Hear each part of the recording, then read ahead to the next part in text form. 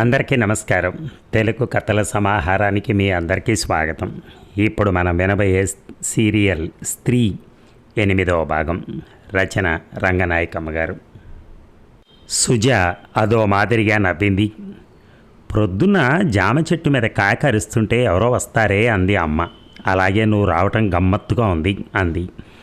భోజనాలన్నీ ముగిశాక తీరిగ్గా కూర్చుంటూ పార్వతి రైలు దిగేసరికి రాత్రి 9 దగ్గర అయింది. పడకలకు సిద్ధపడుతున్న వాళ్ళంతా సంతోషంగా పార్వతి చుట్టూ కబుర్లు అడుగుతూ కూర్చున్నారు. కామేశ్వరమ్మ చాలా మారింది. ఎప్పట్లా తిరుగుతూ ఇంటి వ్యవహారాలు చూసుకుంటోంది. కానీ తెలిసిన వాళ్ళకి ఆవిడ కళ్ళల్లో ఏదో ఆవేదన కనిపించకపోదు. నేను వెళ్ళి పడుకుంటానండి అని సెలవు తీసుకుని తన గదిలోకి వెళ్ళిపోయింది జానకి. చంటి బిడ్డ తల్లి. పిన్ని గారు మీరు కూడా పడుకోకూడదు, పొద్దుపోయింది అంది పార్వతి కామేశ్వరమ్మతో. అమ్మకు మాత్రలు ఇచ్చొస్తానుండు పార్వతి అంటూ సుజ అల్మరాలోంచి 2 నిద్ర మాత్రలు గ్లాస్తో నీళ్లు తెచ్చి తల్లికిచ్చింది.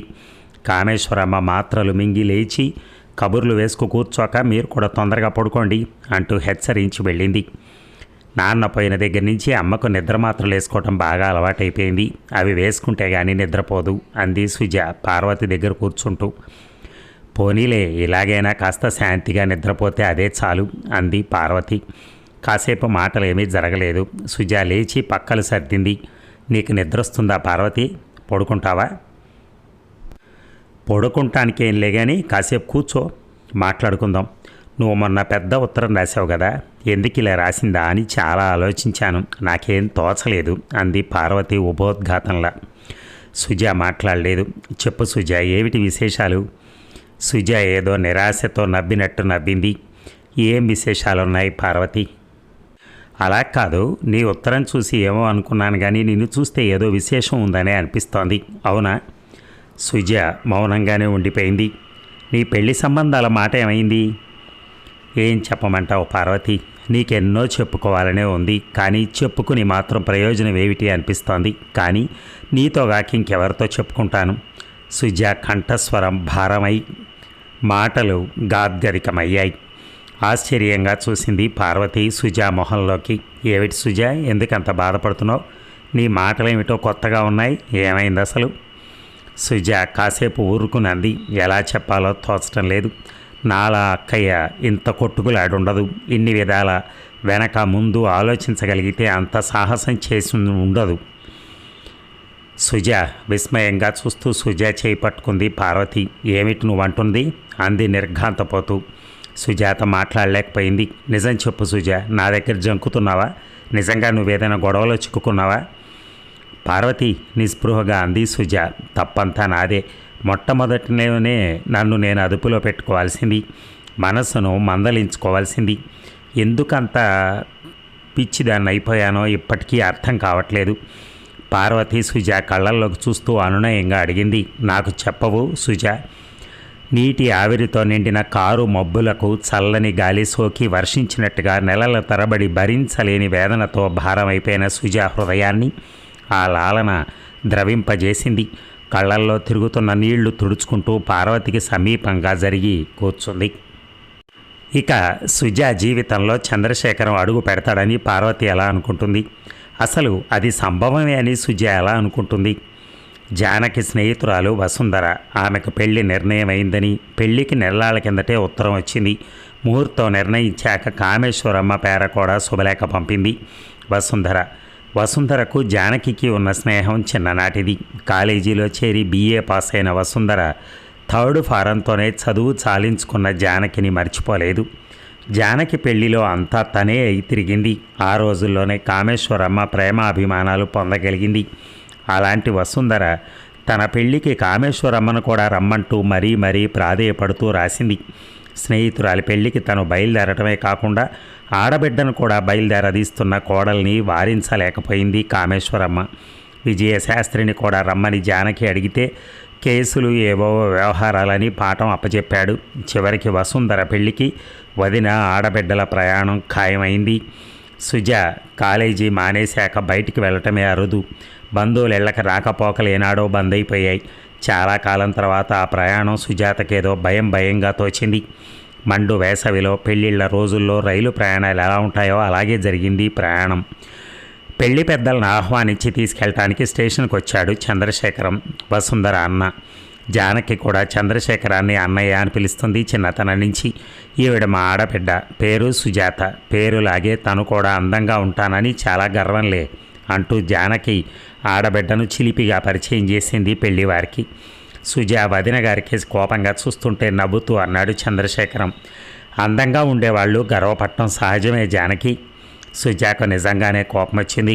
సామానంతా జట్కాలో వేస్తుంటే మొహం తిప్పుకుని నుంచుంది. ప్రయాణం సుఖంగా జరిగిందా జానకి? బండి వెనక నడుస్తూ అడిగాడు చంద్రశేఖరం జానకిని. అంతా బాగానే అయింది. ఈవిడగారి నసుగుడు మాత్రం భరించలేక చచ్చాను. చూడన్నయ్య, అసలే పెళ్ళిళ్ళ రోజులు, రైళ్లు రద్దీగా ఉంటాయి కదా, ఏదో కాస్త చోటు చూసి వెండి మట్టుకు కూర్చోబెట్టాను. నేను అలా నిలువు కాళ్ళ మీదే నిలబడే ఉన్నాను. తనకు పడుకోవటానికి కూడా చోటు కావాలంటుంది పెద్ద మనిషి. ఏం చేయాలంటావు? జానకి ఆడబిడ్డను ఏడిపిస్తోందన్న విషయం గ్రహించి చంద్రశేఖరం నవ్వుతూ అన్నాడు. సుకుమారంగా ఉండే వాళ్ళని జాగ్రత్తగా తీసుకురావాలని తెలియదా నీకు? నీ పేనాసితనం కాకపోతే థర్డ్ క్లాస్ ప్రయాణం ఎందుకు చెప్పు? సుజా చురుగ్గా చూసింది. చెప్పే వాళ్ళకి చాదస్తమైతే వినే వాళ్ళకి వివేకం ఉండాలంటారు అంది కోపంగా.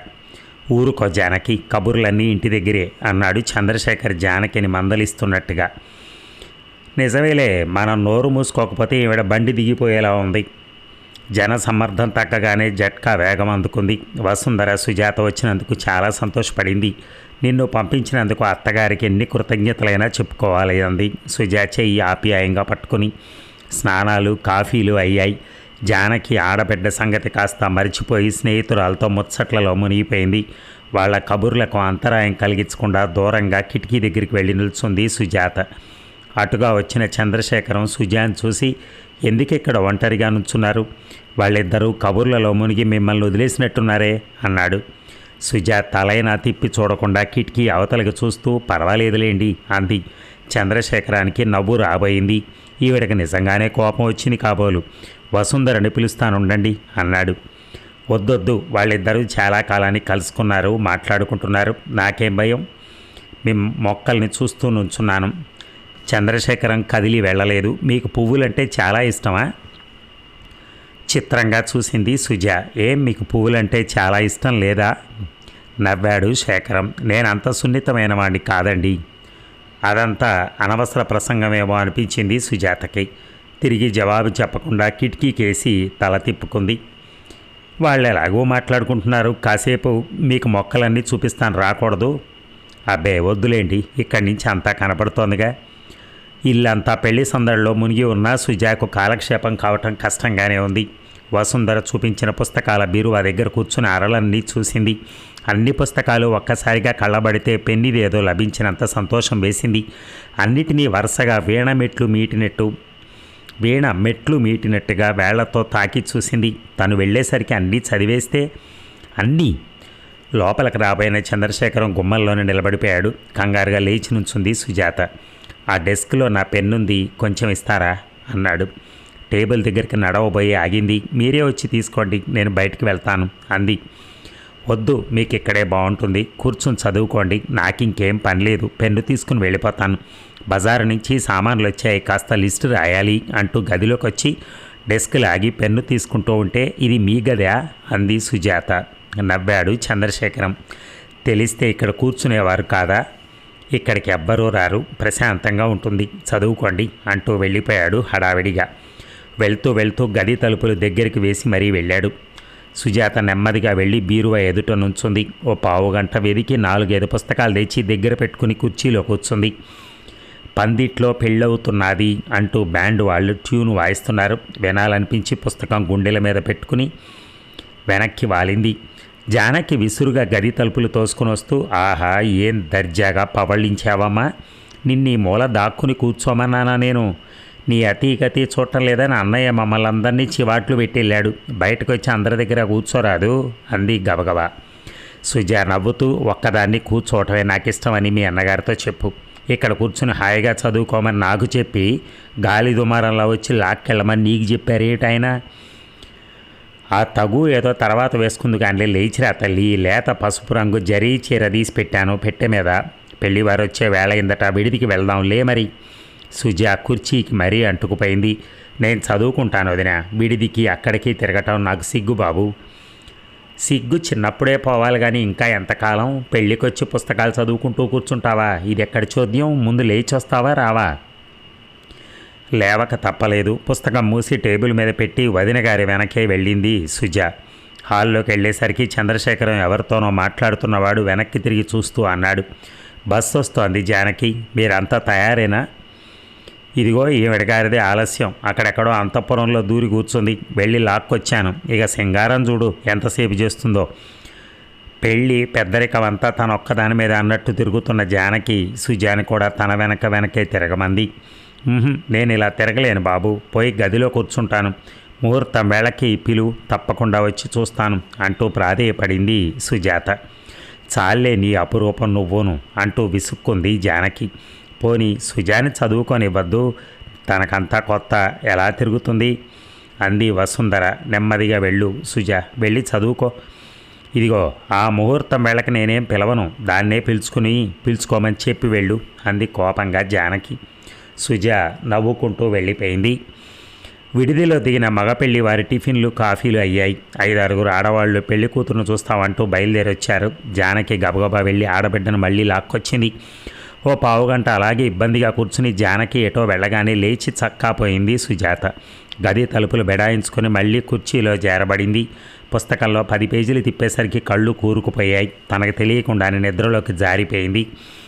తలుపుల మీద చప్పుళ్లతో తుళ్ళిపడి లేచి చీకటి ఆవరించుకున్న గదిలో కంగారు పడుతూ తిరిగింది. ఒక క్షణం కళ్ళు నులుముకుని ఎలాగో గుమ్మం పోల్చుకుని తడబడుతూ వెళ్ళి తలుపు తీసింది.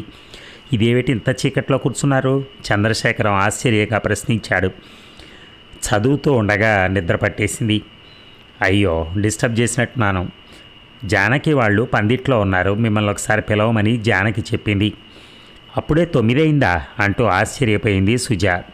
అవుతోంది, ముహూర్తం అయిపోతే వడ్డంలో ప్రారంభించాలి. మీరు అసలు మధ్యాహ్నం టిఫిన్ అయినా తీసుకున్నారా లేదా? సుజాతకెందుకో తలనొప్పి చాలా ఎక్కువగా ఉంది. నిద్రపై లేచినా తగ్గినట్లేదు. చేసేది లేక చంద్రశేఖరంతోనే అంది, మీ దగ్గర తలనొప్పి మాత్రలు ఏమైనా ఉన్నాయా? మీకు తలనొప్పిగా ఉందా? ఎప్పటి నుంచి? ఇప్పుడే లేండి, కాస్త నొప్పిగా ఉంది, మాత్ర వేసుకుంటే బాగుంటుందేమో అని. సరే ఇక్కడే ఉండండి, ఇప్పుడే వస్తాను. గదిలో లైట్ వేసుకోండి. 10 నిమిషాల్లో గాజు గ్లాస్తో వేడివేడి కాఫీ 2 మాత్రలు తీసుకొచ్చాడు చంద్రశేఖరం. మిమ్మల్ని చాలా శ్రమ పెట్టాను, ఇప్పుడు కాఫీ ఎందుకు? పెళ్ళింట్లో కాఫీ టీలకు టైం ఏమిటండి? తెల్లవారులు ఉంటాయి. శుభకార్యానికి మీరు మా ఇంటికి వస్తే మీ మంచి చెడ్డలు చూసుకోవాల్సిన ధర్మం మాదే కదా. వెళ్తాను, కాఫీ తాగి కాసేపు కూర్చుని రండి. సుజ మాత్రలు మింగి వేడివేడి కాఫీ తాగింది. కోజాలో చల్లటి నీళ్లు వంచుకుని గుమ్మం బయట వాకిట్లో మొహం గడుక్కుంది. కాసేపటికి తేలిగ్గా ఉన్నట్టు తోచి అద్దం ముందు నిలబడి ఒకసారి జుట్టు సర్దుకుని గది తలుపులు దగ్గరగా వేసి పందిట్లోకి బయలుదేరింది. పందిరి మధ్య ఎత్తుగా అమర్చిన పూల మందిరంలో వధూవరులు సింగారించిన బొమ్మల్లా కూర్చునున్నారు. బ్యాండ్ మేళం ఉలిక్కి పడ్డట్టుగా ఒక్కసారిగా తారాస్థాయికి లేచింది. మేళా తాళాల మధ్య ఒకరి గొంతు మరో ఒకరికి వినిపించడం లేదు. వరుడు లేచి దగదగలాడే సూత్రాల పసుపు తాడు పురోహితుడి చేతుల్లోంచి అందుకున్నాడు. వసుంధర సిగ్గుతో మొగ్గలా ముడుచుకుపోయింది. నూతన వధూవరుల మీద అక్షింతల వర్షం కురిసింది. వరుడు మాంగళ్యం ముడివేస్తుంటే పైనుంచి పువ్వుల జల్లు పడింది. గుప్పెడు మల్లెలు వరుణు జుట్టు మీద నిలిచిపోయాయి. ఓ గులాబీ వధువు పాపిడిలో చిక్కుకుంది. సుజా చేతిలో అక్షింతలు అలాగే ఉన్నాయి. ఈ కళ్యాణకాండలో ఎంత మర్మం ఉందో. ఇక ఆ వ్యక్తులిద్దరూ ఒక్కటిగానే జీవించాలి.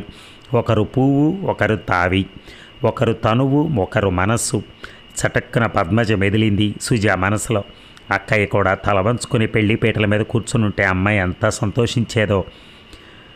జానకి మండపం దగ్గరే ఉందండి, ఇక్కడ నిలబడిపోయారే? ఎటో వెళుతూ చంద్రశేఖరం ఆగి అడిగాడు. పర్వాలేదు, ఇక్కడికి బాగానే కనిపిస్తుంది. తలనొప్పి తగ్గిందా? తేలిగ్గానే ఉంది. చంద్రశేఖరం వెళ్ళిన కాసేపటికే జానకి వెతుక్కుంటూ వచ్చింది. నీ మూలంగా నేను చివాట్లు తినలేక చేస్తున్నాను. ఇలా స్తంభాలు పట్టుకుని వేళ్లాడటం ఫ్యాషన్ ఏమిటి? నిన్ను ఎక్కడికక్కడే వదిలేసి తిరుగుతున్నానని ఆయనగారు నన్ను సతాయిస్తున్నాడు. రా తల్లి, అక్కడికి వెళ్దాం, పెళ్లి కూతురుతో ఉంగరాలు తీయించాలంటూ బలవంతంగా సుజా చేయి పట్టుకుని లాక్కుపోయింది. పెళ్లి కొడుకుని పెళ్లి కూతుర్ని అంత దగ్గరగా చుట్టానికి సిగ్గు వేసింది సుజాతకి. నెమ్మదిగా వదిన గారి చేయి వదిలించుకుని కాస్త వెనక్కి వెళ్ళి నిల్చుంది. తెల్లవారుజామున నిద్రకు ఉపక్రమిస్తూ ఆడబిడ్డతో అంది జానకి. నీకో మాట చెప్తాను, ఏమనుకోవు కదా? ఏమిటి వదిన? నేనేమనుకుంటాను? అది కాదమ్మా, రేపే వసుని అత్తారింటికి తీసుకుపోతారట. తనతో నన్ను రమ్మంటోంది. నిన్ను అడిగి చెప్పవచ్చునని ఏ మాట చెప్పలేదు. నేను తిరిగి వచ్చే వరకు నువ్వు ఇక్కడే ఉండగలను అంటే నేను ఒక్కదాన్నేనా? తెల్లబోయింది సుజ. నీకు ఇష్టం లేకపోతే నేను వెళ్ళను. అయినా నీకేం భయం? వసు వాళ్ళ అమ్మ అన్నయ్య వెయ్యి కళ్ళతో చూసుకుంటారు. లేకపోతే నేను మాత్రం వదిలేసి వెళ్తానా? మరి మళ్ళీ ఎప్పుడు వస్తావు? అక్కడ 3 రోజులు కాగానే 4వ నాటికి అంతా కలిసి వచ్చేస్తాంగా. రాగానే మన ఊరు వెళ్ళిపోదాం. ఏమంటావు? 3 రోజులు ఉండాలా? నిజంగా చెప్పు. నువ్వు ఉండలేనన్నా నేనేం అనుకోను. పోనీ వదిన, నేను మీ అమ్మ వాళ్ళ ఇంటికి వెళ్ళుంటే ఎక్కడున్నా ఒకటే సుజ. అమ్మ వాళ్ళకన్నా వీళ్ళేం పరాయి వాళ్ళు కారు. ఈ పెళ్లి గొడవలతో వసు అమ్మగారు అన్నీ చూసుకోలేకపోతున్నారు, కానీ లేకపోతే ఆవిడ ఒక్క క్షణం ఆదమరిచి ఉండదు. ఇక్కడైతే పుస్తకాలు అవి చదువుకోవచ్చు. నీ ఇష్టం. మా వాళ్ళింట్లో ఉంచడం నిజంగా నాకు ఇష్టం లేదు. ఎందుకో చెప్పమంటావా? మా బామ్మ వాళ్ళు వెనకటి గొడవలన్నీ తవ్వి నానా ప్రశ్నలు వేస్తారు. వాళ్ళ విమర్శలకి నాకే బాధగా ఉంటుంది. నువ్వైతే తట్టుకోలేవు. సరే వదిన, నీ ఇష్టం. ఇక్కడే ఉంటాను. సుజ ఒప్పుకుంది. మర్నాడు మధ్యాహ్నం రైలుకి పెళ్లి కూతురుతో సహా పెళ్లి వారంతా బయలుదేరారు. చాలా వరకు చుట్టాలు కూడా వాళ్లతోనే ప్రయాణమయ్యారు. చంద్రశేఖరం పెళ్లి కూతుర్ని సాగనంపడానికి వెళ్ళాడు. వసుంధర తల్లి సామాను గదిలో ఏమిటేమిటో సర్దుకుంటోంది. సుజాత నిశ్చింతగా పుస్తకాల గదిలో కూర్చుంది. చంద్రశేఖరం స్టేషన్ నుంచి తిరిగి వచ్చాడు. స్టేషన్లో విషయాలన్నీ తల్లికి చెప్పాడు. తర్వాత తన గది ముందుకొచ్చి సుజాత గారు అని పిలిచాడు. పుస్తకాల్లోంచి తలెత్తి చటుక్కున లేచి నిలబడింది సుజాత. రండి రండి అంది. చంద్రశేఖరం గదిలోకి వచ్చి ఒక కుర్చీలో కూర్చుంటూ అన్నాడు. ఇంటికి వెళ్ళగానే మీకు కనిపించమని చెప్పింది జానకి. రైలు కదిల లోపల ఎన్నిసార్లు చెప్పిందనుకున్నారు? ట్రైను ఖాళీగా ఉందా? ఖాళీగానే ఉంది. అయినా సీట్లు రిజర్వ్ చేయించాం కదండి అంటూ రుమాలతో మొహం దుడుచుకున్నాడు. సుజాత చంద్రశేఖరం కేసు చూసింది. ఆ మొహం నిండా అలసటే కనిపించింది. కళ్ళు కూడా చెమర్చి ఎండిన వాటిలాగా తడిగా పొడిగా ఉన్నాయి. ఈ పెళ్లి పనులతో మీరు బాగా అలిసిపోయినట్టున్నారు. ఇక వాళ్ళ నుంచి విశ్రాంతి తీసుకోవచ్చు అనుకుంటాను అంది సానుభూతిగా. అప్పుడే విశ్రాంతి ఎక్కడండి? వాళ్ళు తిరిగి రావాలి. బావగారిని మర్యాదలు చేసి పంపించే వరకు విశ్రాంతి లేదు. ఇంకేం మాట్లాడాలో తోచలేదు సుజాతకి. పెళ్లి కొడుకు బుద్ధిమంతుల్లాగే ఉన్నాళ్ళేండి. లోటుపాట్లున్నా సర్దుకుపోగలడు అనుకుంటాను అన్నాడు. సర్దుకుపోక ఏం చేస్తారు? ఏ లోటు రాకుండా ఎవరు చూడగలరు? అలా అనకండి. అల్లుడి హోదాతో ఉన్న మనిషి ఏదైనా చేయగలడు. అదొక రాజశాసనమే. భరించే వాళ్ళుంటే అందరూ చేస్తారు శాసనాలు అని నవ్వింది సుజాత. ఎదిగిన ఆడపిల్ల గుండెల మీద కుంపటేనంటారు కదా. తీరా కుంపటిని దించేసుకుందామంటే చేతులు ఆడవు. ఎవ్వరూ లాక్కుపోకుండా దాచేసుకోవాలనిపిస్తుంది. చంద్రశేఖరం మాటలు ఆసక్తిగా వింటూ కూర్చుంది సుజాత. మా వసు ఆ కొత్త వ్యక్తి పక్కన కూర్చుని వెళ్ళిపోతుంటే నిజంగా ఎంత బాధ కలిగిందనుకున్నారు? దుఃఖం వచ్చేసింది. శేఖరం కళ్ళు నిజంగా చప్పున చెమ్మగిల్లాయి. తెల్లబోయింది సుజాత. అతను అలా కళ్ళు తుడుచుకుంటూ ఉంటే జాలి కూడా వేసింది. అదేమిటి, మీరేడుస్తున్నారేమిటి అంది కొంచెం నవ్వుతూ. కాదండి, ఏడవటం కాదు, ఏదో బాధగా ఉంది. వసు, నేనెప్పుడు ఇలా విడిపోలేదు. కొంచెం నవ్వుతూనే అంది సుజాత. 3 రోజుల్లో వచ్చేస్తారు కదండి. వస్తే మాత్రం ఎంతకాలం ఉంటుంది? మళ్ళీ తనతోనే తీసుకుపోతానంటాడో ఏమో. అలాగే కనిపించాడు. అస్తమాను దానికే చూడటం నవ్వటం. గట్టిగా నవ్వేసింది సుజాత. బిత్తరపోయాడు చంద్రశేఖరం. నవ్వు ఆపుకోలేకపోయినందుకు సిగ్గుపడిపోయింది సుజ. తన పొరపాటు గ్రహించుకుని తను నవ్వుతూ అన్నాడు చంద్రశేఖరం. 1 నెలలలో పూర్తిగా వెళ్ళిపోతుంది. వాళ్ళకొక ఇల్లు, సంసారం అన్నీ ఏర్పాటైపోయాయి. రేపు మీ ఇంటికి ఒక అమ్మాయి వస్తుంది కదా, వాళ్ళు బాధపడరు? అయ్యో, ఎందుకు బాధపడరు? ఏ ఇంట్లో నుంచి ఆడపిల్ల వెళ్ళినా ఆ ఇంట్లో చాలా బాధపడతారు. మా అమ్మ చాలా బాధపడుతోంది. స్టేషన్ నుంచి రాగానే చెప్పడానికి వెళితే ఏడుస్తూ కూర్చుంది. 4 మాటలు చెప్పేసి ఇలా వచ్చాను. వసుంధరకేమండి, మీ అందరి ఇష్ట ప్రకారం పెళ్లి చేసి పంపించారు. వస్తూ ఉంటుంది, వెళుతూ ఉంటుంది. ఆ మాటలు అంటుంటే అంతలోనే సుజా ముఖం పాలిపోయింది. మా అక్కయ్య మా ఇంటి గడప మళ్ళీ ఎక్కలేదు అని ఏడ్చేయాలనిపించింది. కళ్ళెత్తి చంద్రశేఖరాన్ని చూస్తే తన బాధ చెప్పుకుంటే అతను అర్థం చేసుకోగలడు అనిపించింది. కాసేపు అలా మొక్కలకేసి వెళ్దాం, వస్తారా అంటూ లేచాడు చంద్రశేఖరం. అతని మాట కాదనలేక లేచింది సుజ. అతను మెత్తని మనస్సు కల సహృదయుడు అనిపించింది. అతనితో కలిసి తోటకేసి నడిచింది. సంధ్య వెలుగులో కెంపుల్లాగా మెరుస్తూ పిల్లగాలి తాకిళ్లకు వయ్యారంగా కదులుతూ ఆకుల మధ్య దాగి విస్మయంగా లోకాన్ని పరికిస్తున్నాయి రకరకాల పువ్వులు.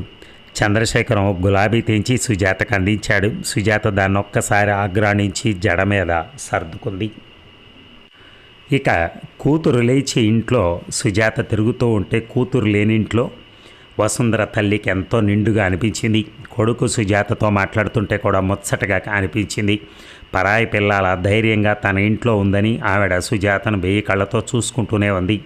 జానకి చెప్పినట్టు ఆవిడ ఎంత మంచిదో అనిపించింది సుజాతకి.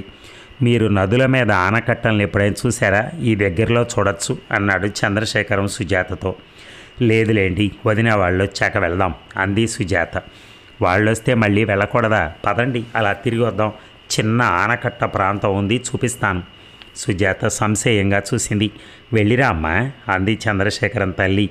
ఆవిడ అపార్థం చేసుకుంటుందేమో అన్న శంక తిరగానే స్లిప్పర్స్ తొడుక్కొని బయలుదేరింది సుజాత.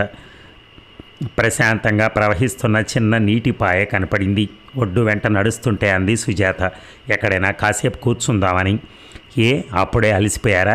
ఇంకా కాస్త దూరం నడవండి, అక్కడ కూర్చుందాం, బాగుంటుంది అంటూ ముందుకు సాగాడు శేఖరం. వెళ్ళి గుబురుగా ఉన్న చెట్ల నీడన ఆగాడు. ఇక్కడ నుంచుని ఒక్కసారి నీటికేసి పరిసర ప్రాంతాలకేసి చూడండి. ఉత్త కళ్ళతో కాదు, కళాహృదయంతో చూడండి, ఎంత మనోహరంగా కనిపిస్తుందో. అలాంటి కళాహృదయం నాకు లేదే. పోనీ ఎలాంటి హృదయం ఉంది మీకు? రక్తాన్ని శుద్ధి చేసి శరీరానికి సరఫరా చేసే హృదయం. ఆగండి, మనం బొత్తిగా అంత పచ్చి నిజాల జోలికి పోవద్దు. ఇక్కడ కూర్చున్న కాసేపు ప్రకృతి అందాలు తిలకించడానికే ప్రయత్నిద్దాం, ఏమంటారు? సుజాత నవ్వింది. ఆ అందాలు తిలకించడం ఎలాగో మీరే చెప్పండి. చూడండి, ఆ నది పాయ వెన్నెలలాగెంత ప్రశాంతంగా, హంసలా ఎంత వయ్యారంగా. హంసను మీరు ఎప్పుడైనా చూసారా? ఏ చూడకపోతే? హంస ఎలా ఉంటుందో తెలియకుండానే అది ఎలా నడుస్తుందో చూడకుండానే దాంతో పోలుస్తారా? అన్నీ మనం చూడగలమా? అయితే మీ కళ్ళకి ఎలా కనిపిస్తుందో, మీ మనసుకి ఎలా తోస్తుందో అదే చెప్పండి. అయితే అటు చూడండి, దిగువ లోయలోకి పాతాళంలా లేదు, అందులోనే ఎత్తుగా ఎదిగిన ఆ చెట్లు శాపగ్రస్తులైన గంధర్వుల్లా లేవు. పాతాళాన్ని మీరు చూసారా? గంధర్వుల్ని చూసారా? అయితే నా వల్ల కాదు, మీ కళ్ళతో మీరే చూసుకోండి. నా కళ్ళకి నది నిండా నీళ్లు, గట్టు నిండా చెట్లు అంతే కనపడుతున్నాయి. అయితే మీది కళాహృదయం కాదన్నమాట, నవ్వింది సుజాత. శ్రావ్యంగా ధ్వని చేసుకుంటూ మందంగా సాగుతోంది నదీ ప్రవాహం. ప్రేమికుల మూగ భాషలాగా ప్రశాంతంగా నిశ్శబ్దంగా ఉన్నాయి దూరంగా కనిపిస్తున్న దృశ్యాలు. ప్రకృతి పురుషుడు ఒకటే అంటారు, ఇదంతా ప్రకృతి అయితే పురుషుడేడి అంది సుజ. వెతుకుదాం రండి, ఎక్కడ దాక్కున్నాడో. ఆనకట్ట వరకు నడిచారిద్దరు. చంద్రశేఖరం తన ఇంజనీరింగ్ స్కిల్ అంతా బోధించబోయాడు. ఇబ్బందిగా మొహం పెట్టింది సుజాత. ప్లీజ్ నా ప్రాణాలు తీయనని మాట ఇవ్వండి. నా ప్రాణాలైనా తీసి మీకు పోస్తాను, సరేనా? నా ప్రాణాలే నాకు ఉంచండి చాలు, ఎవరి ప్రాణాలు నాకు వద్దు అంది. తిరిగి ఇంటికి వచ్చేసరికి దీపాలు కాంతిగా వెలిగే అంత చీకటి అలుముకుంది. ఇక జానకి సుజాత ఇంటికి వెళ్ళిపోయే రోజు. ప్రయాణానికి 2-3 గంటల వ్యవధి ఉంది. ఇది నా బహుమతి మీకు అంటూ చంద్రశేఖరం ఒక పుస్తకాల కట్ట సుజాతకి అందించబోయాడు. ఎందుకండి మీ లైబ్రరీలో కొరత? తీసుకోవటానికి నిరాకరించింది సుజాత. ఆ కొరతను మళ్ళీ పూరించుకుంటాను, ఈ పుస్తకాలు చదవండి తప్పకుండా.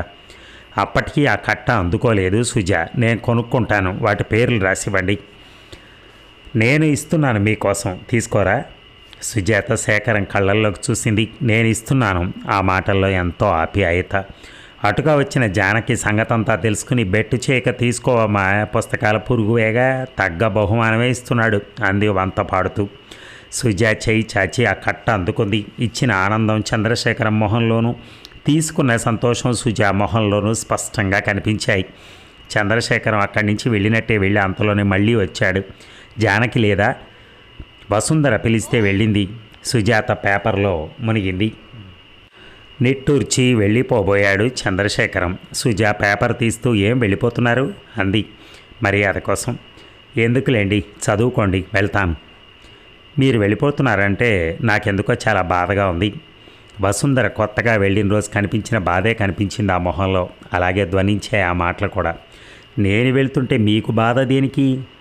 అది తెలిస్తే బాగానే ఉండును. చుట్టం చూపుగా వచ్చిన వాళ్ళు వెళ్లకుండా ఉండిపోతారా మీ ఇంట్లో? పెళ్ళికి వచ్చిన వాళ్ళంతా వెళ్ళిపోతుంటే మీరు ఇలాగే బాధపడ్డారా? అదే నేను అనుకుంటున్నాను. మీరు వెళ్ళిపోతారంటే నాకు ఎందుకింత బెంగగా ఉందో అర్థం కావట్లా. నేను గుర్తుంటానా మీకు? అసలు పుస్తకాలు జాగ్రత్తగా ఉంచుకుంటారా? అలాగైతే నేను గుర్తుంటాను. చురుగ్గా చూసింది సుజాత. ఇంత నమ్మకం లేని వ్యక్తులకి ఎప్పుడు కూడా బహుమతులు ఇవ్వకండి. అతను కొంచెం నవ్వాడు దిగులు పడుతున్నట్టుగా. సుజాత పేపర్ పడేసి చంద్రశేఖరానికి కాస్త దగ్గరగా వెళ్ళింది. మీరు నిజంగా బాధపడుతున్నారే? తప్పండి. విషాదంగానే నవ్వాడు చంద్రశేఖరం.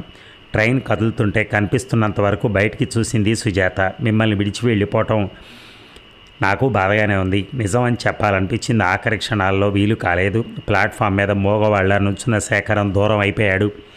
ఏమిటి ఆలోచన?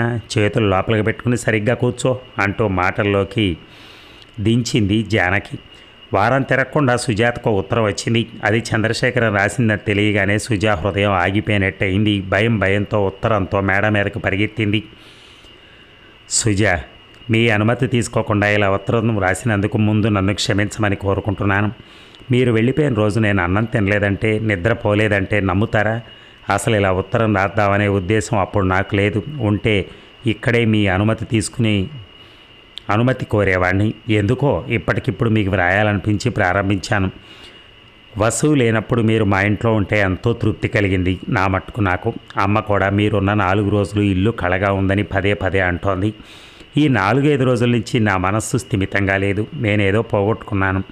వెదికి తెచ్చుకోవాలి అనిపిస్తోంది. అసలు ఏం పోగొట్టుకున్నాను? ఎలా తెచ్చుకోగలను? ఏమిటో పిచ్చిగా వ్రాస్తున్నాను కదూ. నిజమే, నాకేమీ తోచడం లేదు. అంత పిచ్చిగానే అనిపిస్తోంది. మీరిక్కడే ఉండి మనం మళ్ళీ అలా నదికేసి నడిచి వెళ్తే, ప్రకృతికి తోడుగా పురుషుణ్ణి వెతుకుతూ మీరు పక్కుమని నవ్వితే, ఒక్కసారి అదంతా మళ్ళీ జరిగితే బాగుండు అనిపిస్తోంది. మీరు చుట్టం చూపుగా మళ్ళీ రాకూడదు. పోనీ మా ఇంట్లో మరో పెళ్లి చేసి మిమ్మల్ని పిలుద్దామా అంటే, నేను తప్ప ఎవరూ లేరు. నేనే పెళ్లి కొడుకై మిమ్మల్ని పిలిస్తే బాగుంటుందా? బాగుంటుంది కదూ. పోనీ మీరే పెళ్లి కూతురే నన్ను పిలిచినా వస్తాను తప్పకుండా. సుజా, నా బాధ మీకు ఎలా చెప్పుకోను? ఇంత మధురమైన బాధకు ఇంత సున్నితమైన భాష లేదే. మూగ భాష ఒక్కటే దానికి శరణ్యం. ఈ చిన్న లేఖ నా హృదయాన్ని మీ పాదాల ముందు పరిచిపెట్టగలిగితే ధన్యుణ్ణి. మెత్తగా దాన్ని తొక్కుకుంటూ పోరుగా చంద్రశేఖర్. ఏదో ఉద్వేగంతో దుఃఖం పెళ్ళుబీకి వచ్చింది సుజాతకి. ఆ ఉత్తరంలో అక్కడక్కడ కొన్ని మాటలు మళ్ళీ చదివింది. నిశ్శబ్దంగా అలా కాగితాలకేసి చూస్తూ కూర్చుంది చాలాసేపు. చటుక్కన కలం తీసుకుంది చేతిలోకి. చంద్రశేఖరం గారికి హృదయపూర్వక నమస్కృతులతో. మీ ఉత్తరం చదివాను, చాలాసార్లు చదివాను. మీరు ఎందుకు అలా వ్రాశారో అర్థం కాలేదు. అర్థం కానందుకు కన్నీళ్లు కూడా వచ్చాయి. ఆనాడు రైలు కదిలి పరిగెత్తుతుంటే మీరు క్రమంగా దూరం అయిపోతూ ఉంటే నాకెంతో బాధ వేసింది. మీరు మాతో వచ్చేస్తే బాగుంటుంది అనిపించింది. ఆ మాటే మీతో చెప్పాలనుకుంటే మీరు లేరు. పాపిష్టి రైలు శరవేగంతో మీ నుంచి దూరంగా లాక్కుపోయింది నన్ను. మీరు ఇంటికి పోయి హాయిగా ఉంటారనుకున్నాను. అర్థం లేని బెంగలతో ఉపవాసాలు జాగారాలు చేయటం వివేకం కాదు. అది నా వంటి అవివేకులకు చెల్లుబడి కానీ మీలా పెద్ద చదువులు చదివిన వారికి, ఎంతో జ్ఞానం తెలిసిన వారికి కాదు. మీరేదో పోగొట్టుకున్నారని రాశారు, వెతుక్కోవాలని కూడా రాశారు. లేదు, మీరేమీ పోగొట్టుకుని ఉండరు. ఒక్కోసారి మన వస్తువులు మన దగ్గరే ఉంచుకుని పిచ్చి వాళ్ళలాగే ఎక్కడెక్కడో వెతుక్కుంటూ ఉంటాం. కొన్నాళ్లకు పరధ్యానం పోయి మీరేమీ పోగొట్టుకోలేదని మీరే తేలిగ్గా నవ్వుకుంటారు. నిజమే, మీరన్నట్టు ఆడపిల్లలు ఇంట్లో తిరిగితే చాలు కళ వస్తుందంటారు పెద్దవాళ్ళు. అలాంటప్పుడు ఏ ఆడపిల్ల ఏ ఇంట్లో తిరిగినా కళ రావాలిగా. అలా ఒప్పుకోరు మళ్ళీ. ఏ ఇంటి ఆడపిల్ల ఏ ఇంట్లో తిరగాలో ఏ ఇంట్లో తిరగకూడదో ఎన్నెన్నో నియమాలు నిబంధనలు విధిస్తారు. మరెన్నెన్నో రీతులు రివాజులు వల్లే వేస్తారు. మీ ఇంటికి మరోసారి రమ్మంటారా నన్ను? మీరే పెళ్లి కొడుకై నన్ను పిలుస్తారా? వసుంధర భర్త ఒక్క క్షణం కూడా విడవకుండా భార్య వెంట ఎలా తిరిగాడో మీరే చెప్పారుగా. అలాగే మీరు మీ ఆవిడ కొంగు పట్టుకొని తిరుగుతుంటే నా గతేంగాను. పోనీ నన్నే పెళ్లి కూతుర్నై పిలవమంటారా? నేను పెళ్లి సిగ్గుతో ముడుచుకుపోతుంటే మీతో మాత్రం ఎలా మాట్లాడగలను? నేను భర్త కోసం కలలు కంటూ ఉంటాను కానీ మీకోసం కాదు కదా. అయినా మీరు ఎందుకు అలాంటి ఉత్తరం రాశారు? నాకు నచ్చలేదు, నిజంగా నచ్చలేదు. మా అన్నయ్యకి తెలిసినా మా అమ్మకు తెలిసినా ఏమవుతుందో అని భయంతో తల్లడిల్లిపోయానంటే నమ్మండి. నాకు ఇష్టం లేదు. క్షమిస్తారు కదూ? ఎందుకు ఇదంతా? క్షమించండి. వారం దాటేసరికి మరో కవర్ వచ్చి పడింది సుజాత పేర వసుంధర నుంచి. సుజాత, సాహసించి ఉత్తరం రాస్తున్నందుకు నన్ను అపార్థం చేసుకోకు. నువ్వు నాకు బొత్తిగా పరాయి దానివి కాదు. జానకి నా చిన్ననాటి స్నేహితురాలు. అన్నయ్యకి జానకి కూడా ఓ చెల్లి వంటిదే. మా కుటుంబంతో స్నేహం చేసుకోవటానికి నీకు అభ్యంతరం ఏమీ ఉండదనుకుంటాను. అన్నయ్య ఉత్తరం కూడా ఇందులో జతపరిచి పంపుతున్నాను. తను నేరుగా వ్రాయటానికి ఇష్టం లేక నాకు ఇచ్చాడు. నీ జవాబు తిరిగి నా అడ్రస్కే పోస్ట్ చేస్తే అన్నయ్యకి అందిస్తాను. ఈ వ్యవహారం మన ముగ్గురు మధ్య ఉంటుంది. జానకి కూడా తెలియని నేను మాటిస్తున్నాను. నీ మనసును మభ్యపెట్టుకోకుండా నీ ఇష్ట ప్రకారం ప్రవర్తించమని కోరుతున్నాను. వదిన కోరిక మన్నిస్తావని ఆశిస్తూ వసుంధర. నిర్ఘాంతపోయింది సుజాత. వసుంధర తనకిలాంటి ఉత్తరం రాయటంలో ఉద్దేశం ఏమిటి? అన్నగారి కోరికేనా? చంద్రశేఖరానికి ఇక ముందు కూడా తన ఉత్తరాలు రాస్తుందా? ఎందుకు ఇంత గోప్యంగా ఈ వ్యవహారం నడపాలా? ఇదేం పని? కవర్లోంచి రాలిపడ్డ మరో కాగితం తెరిచింది. సుజా, మీ ఉత్తరానికి జవాబు రాయకుండా ఉండలేను అనిపించింది. మీరు రాసినంత తేలిగ్గా ఈ ఆలోచనలు నన్ను వదలటం లేదు. వసు ద్వారా పంపుతున్న ఈ ఉత్తరాన్ని క్షమించి చదువుకుంటారని ఆశిస్తాను. మీ జవాబు చూసి ఎవరో వస్తున్న అలికిడైతే చేతిలో కాగితం గబగబా మడిచి పుస్తకంలో పెట్టి లేచిపోయింది సుజాత. ఇక దోషిలా తలదించుకుని కూర్చున్న సుజాన్ చూస్తే ఎంతో జాలి కలిగింది పార్వతికి. కొంతసేపటికి ఏదో అభిప్రాయానికి వస్తూ అంది. ఆ మొట్టమొదటి ఉత్తరాలతోనైనా నువ్వు అతనికి రాయటం ఆపు చేయాల్సింది సుజా. చాలా పొరపాటు చేశావు. సుజా తనను తాను నిందించుకున్నట్టుగా అంది. నిజంగా పొరపాటే చేశాను పార్వతి. ఎప్పటికప్పుడు నన్ను నేను హెచ్చరించుకుంటూ కూడా శేఖరం దగ్గర నుంచి వచ్చిన ఉత్తరాలకి జవాబులు రాయకుండా ఉండలేకపోయాను. నేను ఉత్తరాలు రాయకపోతే అతను తిండి తినలేని పరిస్థితికి వచ్చాడు. అతను ఏమైపోతాడన్న బాధతో మరేమీ ఆలోచించలేకపోయాను. చివరికి గాలిలో కొట్టుకునే దీపంలాగా దారి తెన్ను తోచక ఎవరితోనూ చెప్పుకోలేక ఎంత నరకయాతన అనుభవిస్తున్నాను అనుకున్నావు. ఇప్పుడు నాకెంతో తేలిగ్గా ఉంది. అంతా నీకు చెప్పేశాను. పార్వతి ఏమీ మాట్లాడలేకపోయింది. ఒక్కసారి జరిగిందంతా తలుచుకుంటే ఎంతో ఆశ్చర్యంగా ఉంటుంది. నేనేనా ఇంత సాహసం చేస్తున్నానని అపనమ్మకం కలుగుతుంది. నేను అక్కయ్యలాగేనా చేయటం? నేను అమ్మని ఏడిపించడమేనా? తప్పంతా నాదే పార్వతి, తప్పంతా నాదే. సుజాతకు దుఃఖం ముంచుకొచ్చింది. పార్వతి శాంతంగా చూస్తూ అంది. నీ తప్పేం లేదు సుజా. పెరిగి పెద్దవాళ్ళు అవుతుంటే ఈ ప్రేమలు అనురాగాలు కలుగుతాయి కదా. అవి కులాలని మతాలని చూసి ఆగిపోతాయా? పెద్దవాళ్ళందరూ మారిపోతే ఎంత బాగుండు అనిపిస్తుంది నాకెప్పుడూ కూడా. రఘు తల్లిదండ్రులు రఘు ఇష్టాయిష్టాలు పట్టించుకోకుండా ప్రవర్తించిన విషయమే పార్వతి మనసులో ఎప్పుడూ తొలుస్తూ ఉంటుంది. పిల్లలకి ఇష్టమైన వాళ్ళతోటి వాళ్ళ పెళ్ళిళ్ళు చేస్తే వాళ్ళు చాలా సంతోషంగా ఉంటారు. పిల్లల సంతోషం చూసి పెద్దవాళ్ళు కూడా సంతోషంగా ఉండొచ్చు కదా. ఇంత చిన్న విషయం మీద వాళ్ళకి తెలియదు, పెద్దవాళ్ళకి తెలియదు సుజా. ఇప్పుడు నన్ను ఏం చేయమంటావు పార్వతి? కన్నీళ్లతో అడిగింది సుజాత. అవును సుజా, ఏం చేయాలి? ఏమని సలహా ఇవ్వాలి?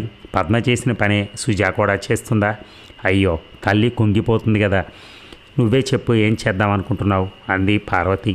సుజాత అధైర్యంగా నవ్వింది. అది తెలిస్తే ఎందుకు ఇలా బాధపడతాను? తెలియటానికే ఉంది. అతన్ని మర్చిపోలేవా? మర్చిపోవాలా? మర్చిపోయి ఆ తర్వాత నేను బతకటం ఎందుకు? అతనంటే అంత ఇష్టం ఆ సుజా? నిరుత్సాహంగా నవ్వింది సుజాత. అయితే అతన్నే పెళ్లి చేసుకో. అతన్ని రమ్మని రాయి, అతనితో వెళ్ళిపో. అమ్మో, అలా చేస్తానా? అది సాధ్యమేనా? గట్టిగా అనుకుంటే ఎందుకు సాధ్యం కాదు? పోనీ సుజా, అమ్మకి చెప్పేస్తే? అమ్మో, అమ్మ బతుకుతుందా? అయితే నువ్వే ధైర్యం చేసి వెళ్ళిపో. అది అమ్మకు మరీ అవమానం పార్వతి. అమ్మ ఒక్క పూట కూడా బతకదు. నిజమే, నాకు అలాగే అనిపిస్తుంది. మరి ఇంకేం మార్గం ఉంది నీకు? ఒక్కోసారి నాకేమనిపిస్తుందంటే అతన్ని పెళ్లి చేసుకోవటం ఎలాగూ జరగదు. అంత సాహసం చేయటానికి ఇంట్లో ఒక్కళ్ళకే అవకాశం ఉంది. దాని అక్కయ్య ఉపయోగించుకుంది. నాకు ఆ దారి లేదు. అసలు నేను పెళ్ళే చేసుకోను, ఇలాగే ఉండిపోతాను. అయ్యో, అదేం ఆలోచన సుజా. అమ్మ వాళ్ళు సంబంధాలు చూస్తారుగా. ఆ పని చేస్తూనే ఉన్నారు. అందుకే పెళ్ళే వద్దనుకుంటున్నాను. అమ్మ దగ్గరే ఉంటాను. అమ్మ పెద్దదైపోతుంది కదా. పర్వాలేదు, అన్నయ్య ఉంటాడు. నువ్వు లేవు పార్వతి పెళ్ళి లేకుండా. నా పరిస్థితి వేరు. నా పరిస్థితి కూడా వేరే. పెళ్ళి లేకుండా నువ్వు ఉన్నట్టే నేను ఉంటాను. ఎప్పుడో సమయం చూసి అమ్మకి ఆ మాటే చెప్తాను. నీ దగ్గరే ఉండిపోతానమ్మా అని. కాదు సుజా, నాకేమనిపిస్తోందంటే వసుంధర జానకి స్నేహితురాలే కదా, ఆవిడ జానకి చెప్తే జానకి మీ అన్నయ్యకి చెప్పచ్చు, అన్నయ్య అమ్మను ఒప్పిస్తాడు. అమ్మో, అమ్మకు గుండె ఆగిపోతుంది. ఎవరు చెప్పినా ఒకటే, నాకు అసలు ఈ పెళ్ళొద్దు ఏమొద్దు. సుజా, నేనే మీ అమ్మనైతే నీకు చక్కగా అతనితో పెళ్లి చేసేసేదాన్ని. పద్మని వాళ్ళ ఆయన్ని ఇంటికి రమ్మని చక్కగా పిలిచేదాన్ని. ఎందుకు వచ్చిన గోలలు ఇవన్నీ? అందరూ మనుషులే కదా. అమ్మ చిన్నప్పటి నుంచి వేరే ఆలోచనల్లో పెరిగింది. చదువు లేదు, తనకు తెలిసిన సాంప్రదాయాలు తప్ప ఇంకేమీ అర్థం కాదు, చెప్పినా ఇష్టపడదు. కారణం అది కాదు సుజా, నాకేమనిపిస్తోందంటే అమ్మ తన వయసులో ఎవరినైనా ప్రేమించిందనుకో, ఆ పెళ్ళి జరగలేదనుకో, అలాంటప్పుడే ఆ బాధ తెలుస్తుంది. చిన్న వయసులోనే పెద్దవాళ్ళు కుదిర్చిన పెళ్ళిళ్ళు చేసుకుని కాపురాలు చేసే వాళ్ళకి ప్రేమలు కలగటం అది ఏం తెలుస్తుంది? అదేదో చేయకూడని పని అనుకుంటారు. వాళ్ళకే ప్రేమ గురించి తెలిస్తే పిల్లలు అర్థం చేసుకోరా? చాలాసార్లు నాకు అలాగే అనిపించింది పార్వతి. అమ్మకి తన చాదస్తాలు తప్ప ఇంకేం తెలియదు అనిపించింది. పాపం అమ్మ మాత్రం ఏం చేస్తుంది? చిన్నప్పుడే పెళ్లి చేసేశారు, సొంత ఇష్టాలు ఏమున్నాయి? పద్మజ చేసిన పని మంచి పని అనిపిస్తోందా నీకు ఇప్పటికైనా? ఎప్పటి నుంచో అనుకుంటున్నాను అలాగా. అక్క ఎంతో అదృష్టవంతురాలు అనుకుంటున్నాను. అయితే అక్క ఇలా నువ్వు ధైర్యం చేసేయి. చేయలేను, నా వల్ల కాదు. అమ్మ ఈసారి గుండెలు పగిలి చచ్చిపోతుంది. అన్నయ్య ఇంకోసారి సిగ్గుతో చితికిపోతాడు. ఈ కుటుంబాన్ని చూసి ఇంకోసారి అందరూ నవ్వుకుంటారు. ఈ అన్నిటికన్నా నా సంతోషం నాకెక్కువ. ఇవన్నీ జరిగితే అసలు నాకేం సంతోషం ఉంటుంది? బాధగా అంది పార్వతి. అన్నీ తెలిసి కూడా అంత అవివేకంగా ఎందుకు ప్రవర్తించావు సుజా? అతనికి ఉత్తరాలు రాయటం అది ఎందుకు చేశావు? నన్ను ఇలా అడిగితే నేనేం చెప్పను పార్వతి. బుద్ధి లేకుండా చేశాను. అతన్ని ఎంత దూరంగా ఉంచాలనుకున్నానో నీకు తెలియదు. కొంచెంసేపు నిశ్శబ్దంగా గడిపింది. అయితే అమ్మ వాళ్ళు చూసే సంబంధం వద్దని చెప్పేస్తావా? అది భయంగానే ఉంది పార్వతి. నాకైనా సాంప్రదాయకంగా పెళ్లి చేయాలని అమ్మ ఎంతో ఆశ పెట్టుకుని కూర్చుంది. పెళ్ళే చేసుకోనంటే కూడా అమ్మకి పిడుగుపాటులాగే ఉంటుంది. నీకు ఏమైనా సలహా ఇవ్వాలో కూడా తోచటం లేదు. సరే, అమ్మకు మరే చికాకు కలిగించకు. జరిగిందంతా కలే అనుకుని మర్చిపో. అతనికి ఉత్తరాలు రాయకు. అతన్ని ఇంకా ఆశ పెట్టడం ధర్మం కాదు. నీ మనసులో మాట తేల్చి వ్రాసేయి. సుజా చెంపల మీదుగా జారుతున్న కన్నీళ్లను చూడనట్టే ఊరుకుంది పార్వతి. ఇక పార్వతి ఇంటికి వచ్చేటప్పటికే సూర్యం లేడు, ఎప్పటికో వచ్చాడు. సుశీలకు చాలా ప్రమాదంగా ఉందట, నీకోసం 2-3 రోజుల నుంచి మనుషులు వస్తూనే ఉన్నారు అన్నాడు ఎప్పటికో. ఏమిటి, సుశీలక ప్రమాదంగా ఉందా? ఎవరు చెప్పారు? కంగారుగా అడిగింది పార్వతి. మళ్ళీ ఏదో జబ్బు చేసిందని పుట్టింటికి తీసుకొచ్చి ఆసుపత్రిలో చేర్చారట. 2 రోజులు చూసే డాక్టర్ల లాభం లేదు, తీసుకుపోమ్మంటే ఇంటికి తీసుకొచ్చేశారట.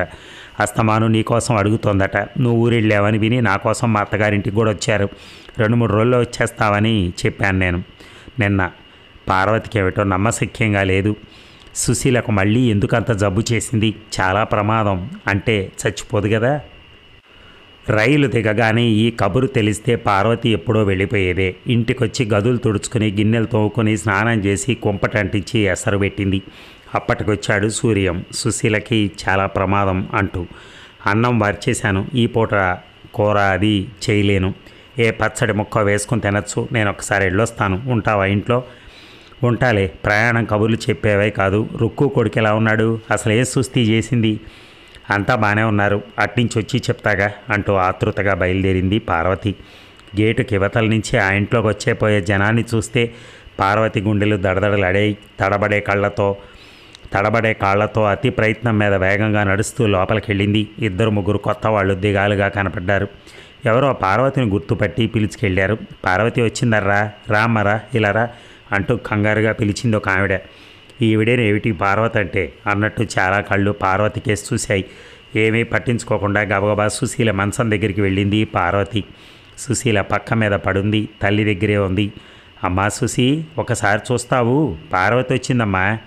ఎంత అనునయంగా పిలిచినా కళ్ళెత్తి చూడలేదు. పార్వతి కూడా దగ్గరే కూర్చుని సుశీల తల మీద చేయి వేసింది. జుట్టంతా చిక్కులు పడింది. ఎముకలు తేలిన వీపు మీద చేతితో నిమిరింది. సుశీల దాదాపు బాహ్యస్మృతి కోల్పోయి పడిపోయి ఉంది. రాత్రి నుంచి అలాగే ఉందని, పలకడం కూడా మానేసిందని తల్లి ఏడుస్తూ చెప్పింది. పార్వతి అక్కయ్య లేదా అమ్మా, రాలేదా అంటూ ఎన్నోసార్లు అడిగిందట. అక్కడ ఉన్న వాళ్ళ మొహాల్లోకి ఆశగా చూసిందట. సుశీల తల్లి అన్నీ ఏడుస్తూ చెప్పింది. పాపిష్టి పెళ్ళి చేయకుండానైనా ఉన్నాను కాదు, నా తల్లి ప్రాణాలు నిలువునా తీశారు, నా బిడ్డను నాకు దూరం చేశారు అంటూ ఆవిడ ఏడుస్తూ ఉంటే పార్వతి భయంగా చుట్టూ చూసింది. రఘుపతి రాలేదేమో అన్న సంశయం కూడా అప్పుడే వచ్చింది. అతని ప్రసక్తి ఎవరూ ఎత్తటం లేదు. సుశీల చావు బతుకుల్లో ఉంటే రఘుపతి దగ్గర లేకపోవటం ఏమిటి? రఘుకి కబురు తెలియలేదా? తెలిసి కూడా రాలేదా? డాక్టర్ వచ్చాడు. అందరూ కాస్త దూరంగా జరిగి ఖాళీ ఇచ్చారు. సుశీలకి ఇంజెక్షన్ ఇవ్వడానికి సిద్ధపడ్డాడు. డాక్టర్ గారు, నా బిడ్డను బతికించలేరా డాక్టర్ గారు? 20 ఏళ్ల నుంచి అపురూపంగా పెంచుకున్నాను. కష్టానికి నిష్ఠూరానికి కడుపులో దాచుకున్నాను. కడుపు తీపి మీకు తెలియదా డాక్టర్ గారు? నా బిడ్డను బతికించి పుణ్యం కట్టుకోండి. గర్భకోసం నేను భరించలేను డాక్టర్ గారు. గర్భశోకం నేను భరించలేను డాక్టర్ గారు. సుశీల తల్లి డాక్టర్ పాదాల మీదకి ఒరిగి బోరుమంటూ ఏడ్చింది. డాక్టర్ తడబడుతూ, చూడండమ్మా, మీరు ఇలా అధైర్యపడకూడదు. కష్టాలు వచ్చినప్పుడే ధైర్యంగా ఉండాలి. నా శక్తి కొద్దీ ప్రయత్నిస్తున్నాను, కంగారు పడకండి అంటూ 2 అడుగులు వేసి కట్టెలా పడున్న సుశీలకి ఇంజెక్షన్ ఇచ్చాడు. నోటికి కొంగు అడ్డం పెట్టుకుని ఏడుస్తూ కూర్చుంది తల్లి. పార్వతి కనుకొలకొల్లో నిండిన నీటి బొట్టు విదిల్చుకుంది. గంట కావస్తున్న సుశీలలో ఏ మార్పు కనిపించలేదు. అలాగే కళ్ళు మూసుకుని చేతులు కాళ్ళు నిర్జీవంగా పడేసుకుని పరుపు మీద పడింది. కాళ్ళు తిమ్మిర్లు పడుతుంటే కాస్త దూరంగా వెళ్ళి గోడవారగా కూర్చుంది పార్వతి. తననెవరూ పలకరించకపోయినా, తనకేసి ఎవరూ చూడకపోయినా, అసలు తను అక్కడున్న సంగతి కూడా ఎవరో పట్టించుకోకపోయినా అక్కడి నుంచి కదలాలి అని అనిపించలేదు పార్వతికి. అయితే ఆ పిల్లాడు ఇంకా ఇంటికి చేరలేదా? ఎటుపోయాడని ఎవరు ఎతుకుతారు? నెలల నుంచి అతి గతి లేదట. అదేం పోయే కాలం, లక్షణంగా కాపురం చేసుకోలేడు. అసలు 3 ముళ్ళు వేసిన దగ్గర నుంచి అలాగే కాల్చుకు తిన్నాడట కదా. మాట మంచి ముద్దు ముచ్చట. ఉలిక్కి పడి చూసింది పార్వతి. ఆ ఆడవాళ్ళిద్దరూ మాట్లాడుకునేది ఎవరి మాట? రఘుపతి గురించేనా? పోనీ అత్తగారేమైనా రాలేదేమిటో చోద్యం. ఆవిడ మనేతో తీసుకొని వస్తోందట. కొడుకు దేశాలు పట్టిపోయాడు, కోడలు రోగిష్టి మారిపోయింది. ఏం చూసుకొని సంతోషిస్తుంది చెప్పు? అలాగే పోతాయి బతుకులు. ఏమైంది పిన్ని గారు, సుశీల భర్త రాలేదా అని అడిగి అన్నీ తెలుసుకుందామనిపించింది పార్వతికి. ఎంత ప్రయత్నించినా నోరు పెగల్లేదు. కంఠం దుఃఖంతో పూడుకుపోయింది. చటక్కన కళ్ళొత్తుకుంది కొంగుతో. హఠాత్తుగా ఏదో జరిగింది. గొల్లుమంది సుశీల తల్లి. అయ్యో తల్లి, వెళ్ళిపోయావా? నన్ను వదిలి వెళ్ళిపోయావా? భగవంతుడా, తీసుకుపోయావా నా బిడ్డని? నా కడుపులో చిచ్చు పెట్టావా భగవంతుడా, దేవుడా? సుశీల అస్తమించింది. సూర్యుడు అస్తమించాడు. చిమ్మ చీకటి అలుముకుంది. పార్వతి కూర్చున్న చోటే కూర్చుండిపోయింది. సుశీల చచ్చిపోయింది. రఘుపతికి తెలియదు. అతను రానే లేదు. దుర్మార్గుడు నిండు ప్రాణాన్ని పొట్టన పెట్టుకున్నాడు. అయ్యో, సుశీల తనకేదో చెప్పాలనుకుంది.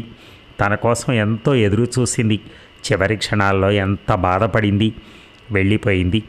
ఎవ్వరితోనూ చెప్పుకోని లోకానికి, ఎవ్వరి కోసం ఎదురు చూడని లోకానికి, దేనికోసము బాధపడని లోకానికి వెళ్ళిపోయింది శాశ్వతంగా. నిన్నైనా వచ్చుంటే సుశీల ఏదో చెప్పేది. తను ఓదార్చితే ధైర్యం తెచ్చుకునేది. తప్పకుండా బతికేది. పసుపు కుంకాలతో ముస్తాబైన సుశీల, ప్రశాంతంగా నిద్రపోయిన సుశీల, ఇహలోక బంధాలకు అతీతురాలైన సుశీల, పూల కారులో ఊరేగుతున్న సుశీల పార్వతి కన్నీటిలో కరిగిపోయింది.